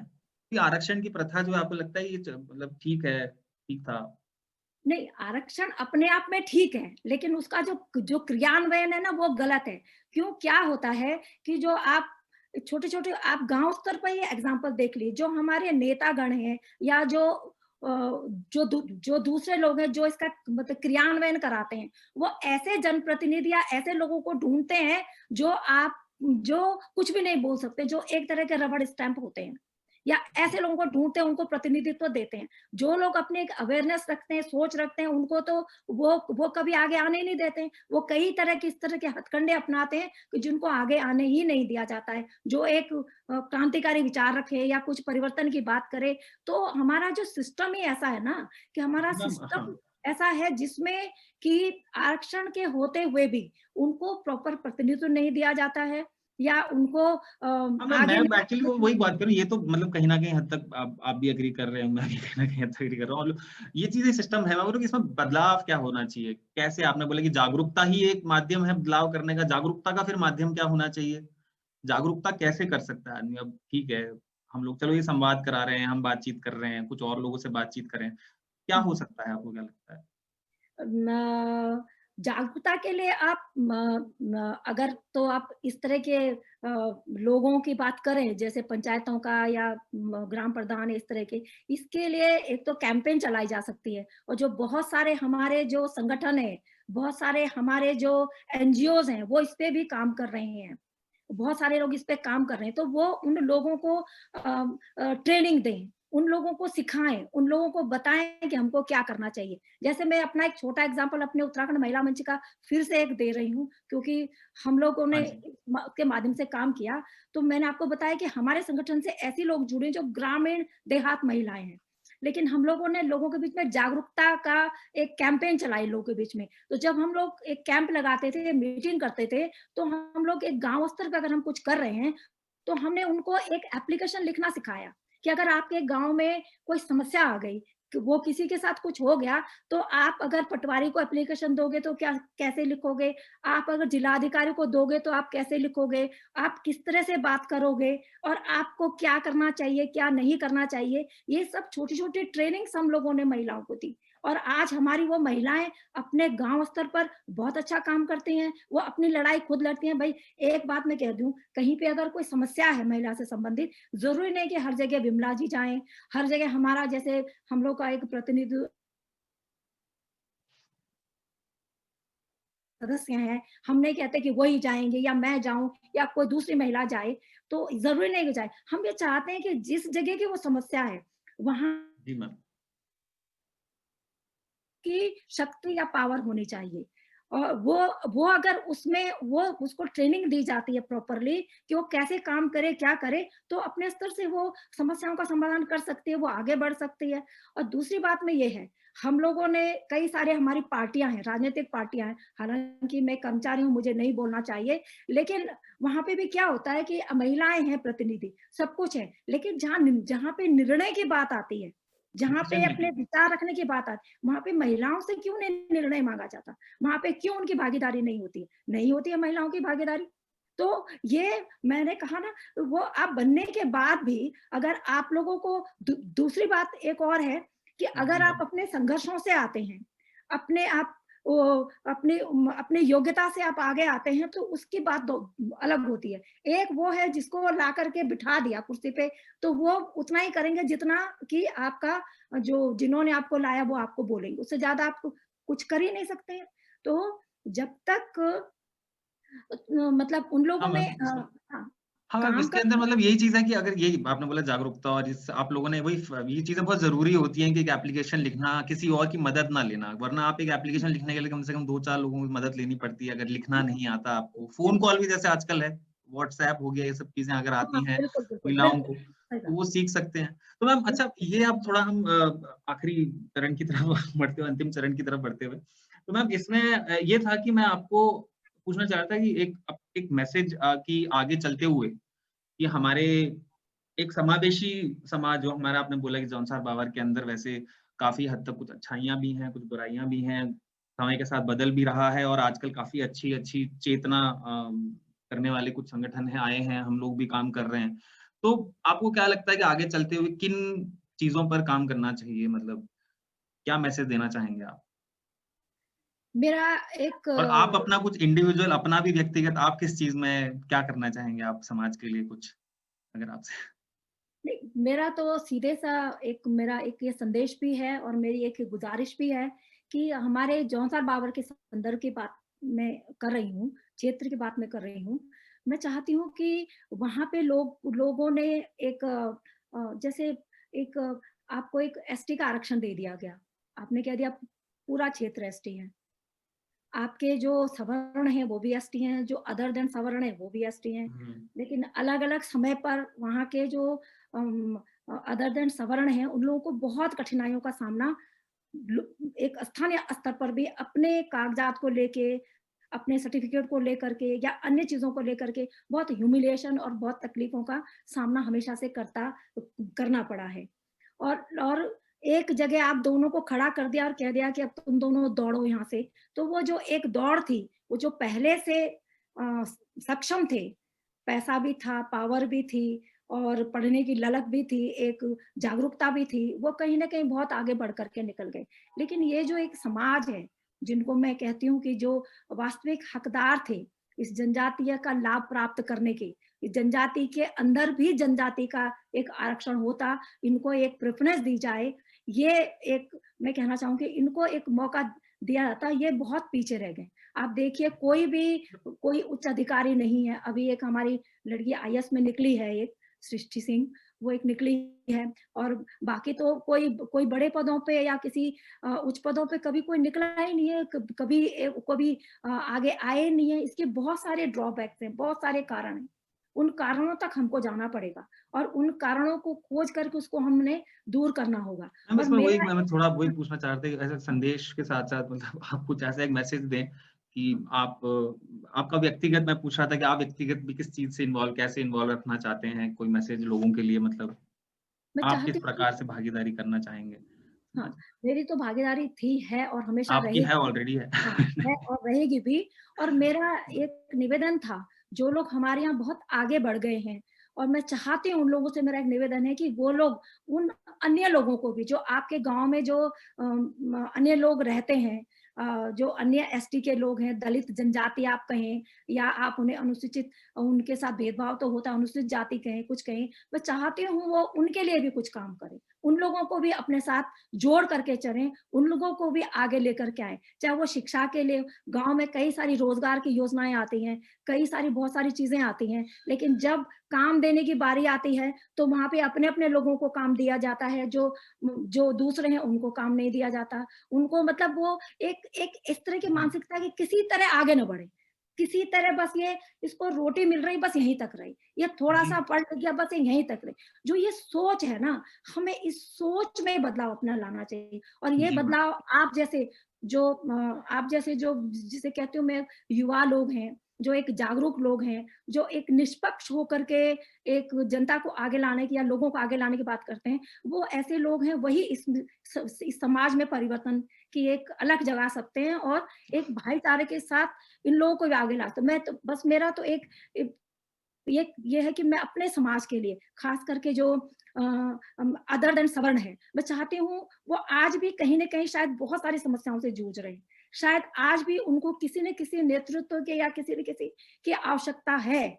मैं चाहती हूँ कि शायद मैं उनके लिए कुछ कर पाऊँ। उन लोगों को मैं उनके लिए कुछ, उनको क्या मैं दे सकती हूँ, क्या कर सकती हूँ, जी ये मैम। मेरे लिए आगे एक मंथन का और एक सोच का, एक मेरे लिए भी एक शोध का विषय रहेगा कि मैं क्या कर सकती हूँ। अवेयरनेस तो मैंने बहुत जी मैम। फैलाई अपने समय में, लेकिन एक क्रिएटिव वर्क क्या हो सकता है, वो मैं चाहूँगी मैं अपने समाज के लिए करूँ। और दूसरा मेरा ये बार-बार एक निवेदन है कि इस क्षेत्र में सौहार्द बना रहे, और जो लोग आगे बढ़ गए हैं, वो इन लोगों के लिए भी कुछ करें। गाँव के लोग, आप लोग हो, अपने गाँव में, आपके यहाँ जो ऐसे, जो बहुत ज़्यादा बैकवर्ड हैं, जो बहुत पिछड़े, जिनके पास कुछ नहीं है, आप उनके मोहल्ले में भी रोशनी जलाइए, उनके मोहल्ले में भी सड़क बनवाइए, जी उनके मैम। लिए भी एक पंचायतों में, गाँव में पंचायत भवन होते हैं, पंचायत घर होते हैं, वहाँ पर उनके लिए भी सुविधाएँ दें, उनको भी आगे लेकर के आएँ। तो एक इस तरह का एक हमें पूरा इंफ्रास्ट्रक्चर, या आप कहें इस तरह की एक व्यवस्था, ऐसी एक जागरूकता हम लोगों को अपने क्षेत्र में एक लानी होगी, और वो आप जैसे युवा, और जो हमारे बहुत सारे संगठन हैं, वो जो क्षेत्र में काम कर रहे हैं, विकास की बात करते हैं, वो लोग विकास की बात कर रहे हैं, किसी जाति, जी मैम। किसी धर्म, किसी संप्रदाय के लेकर के लोगों को न बाँटें। वो उनको साथ लेके चलें, और सबसे बड़ी शिक्षा, शिक्षा के लिए लोगों में शिक्षा के लिए एक अलग जगाना बहुत ज़रूरी है। बाबा साहब का भी एक संदेश था कि शिक्षित बनो, संगठित रहो और संघर्ष करो। ये तो हमारे लिए, सबके लिए है, एससी, एसटी, ओबीसी जो भी है, सबके लिए एक हर किसी बाबा जनरल साहब के ने लिए भी है। जो कुछ कहा है, वो हमारे लिए, मैं समझती हूँ, एक आदरणीय, पूजनीय है। वो किसी एक वर्ग विशेष के नेता नहीं, वो पूरे दुनिया के, पूरी महिला जाति, पुरुष जाति, हर के वो नेता थे, लीडर थे, जिन्होंने इस भारतवर्ष में ये सब कुछ किया। अभी शायद कल जी मैम। उनका, सावित्रीबाई फुले का भी जन्म दिवस आने वाला है, 3 तारीख को। Savitribai Phule, yes ma'am. हाँ, भाई उन्होंने फुले, काफ़ी उनका आने वाला है, तो वो हमारे देश की पहली शिक्षिका रही हैं, यस। जिसने जिसने भारतवर्ष में एक शिक्षा की अलख जगाई थी। उस जी मैम। ज़माने में वो एक, जो उन्होंने, जो एक विधवाएँ होती थीं, चाहे वो किसी भी जाति की रही हों, उन्होंने उनको उनको शरण दी, उनको शिक्षित किया, उनको आगे लाया। उनके साथ बहुत अभद्रता होती थी। वो घर से 2-3 साड़ी लेके निकलती थी, क्योंकि लोग उन पे कीचड़ फेंकते थे, गोबर फेंकते थे, और उनको जाकर के अपने कपड़े बदलने पड़ते थे। लेकिन उन्होंने अपना जो उनका संदेश था, अपनी जो उनका जो एक ध्येय था, एक उनकी जो अपनी एक दूरदृष्टि थी, उससे वो कभी डिगी नहीं। तो वो जी एक, मैम। वो महिला थी, हमने ऐसी महिलाओं की हमें कदर करनी चाहिए, और ऐसे महिलाओं के बारे में हम अपने समाज को में भी हमें बताना चाहिए कि ऐसे भी लोग हमारे यहाँ, हमारे इतिहास में हमारे हुए हैं। जी मैम। जी, बहुत-बहुत धन्यवाद मैम हमसे जुड़ने के लिए। बहुत अच्छा संदेश दिया आपने। आगे चलते हुए आशा करते हैं कि ये संदेश लोगों तक पहुँचे नहीं, और आप ऐसे ज़रूर। ही सामाजिक कार्य करते रहें और लोगों का उत्थान करते रहें। बहुत-बहुत धन्यवाद मैम। नहीं, नहीं, आपका भी बहुत-बहुत धन्यवाद, और आपने मुझे एक अपॉर्च्युनिटी दी, क्योंकि मेरी मेरी भी एक रहता था कि मेरे अपने क्षेत्र से होते हुए भी कभी आगे आने के लिए कोई प्लेटफ़ॉर्म नहीं मिला, कोई अपनी बात रखने के लिए कोई प्लेटफ़ॉर्म नहीं मिला। आप लोगों ने एक मौका दिया, एक मैसेज गया होगा लोगों के बीच में, लेकिन मैं ये नहीं देख पा रही हूँ मेरे पास कि लोगों के कोई सवाल कुछ आए हाँ या मैम, लोगों लोगों को के अभी कुछ सवाल ऐसे जो है कोई इसमें सवाल कुछ ऐसे कोई सवाल हैं जिनका आपको लगता वो है वाला कि भी। हाँ, क्योंकि मेरे पास तो कहीं दिख नहीं रहा, शायद मैंने जोड़ा हाँ भी मैम, नहीं। इसमें वो वाला सिस्टम अभी हमारा कल से शुरू होगा, वो माफी चाहता हूँ मैम। अच्छा, अभी बड़ा सिस्टम तो नहीं। वो एक्चुअली हम सवाल वगैरह जो होंगे वो कुछ कुछ मैंने पूछे हैं, वो उसी सवालों के मिश्रण थे एक्चुअली। हाँ, तो नहीं वो तो बहुत ज़रूरी कवर कर था दिए हैं। क्योंकि और लोगों के आगे सवाल चलते अगर कुछ आते हैं। ऐसे सवाल होंगे तो हम इसमें एक ब्लॉग भी बना सकते हैं इसके ऊपर। बिल्कुल, बिल्कुल, आप उसको बनाइए, लोगों के कोई जिज्ञासा, कोई सवाल है, हम बिल्कुल। चाहेंगे उसका हम जवाब ज़रूर दें, क्योंकि एक प्लेटफ़ॉर्म मिला है तो मैसेज तो जाना चाहिए, लोगों के सवाल भी आने चाहिए। जी ये मैम, नहीं हाँ कि बिल्कुल। यहाँ पे एक दे दिया लेकिन आपको यहीं तक रख लिया, जी उसके मैम, आगे बिल्कुल। आपको रोक दिया, इस तरह का नहीं होना चाहिए, मतलब जी मेरा मैम, ये बिल्कुल।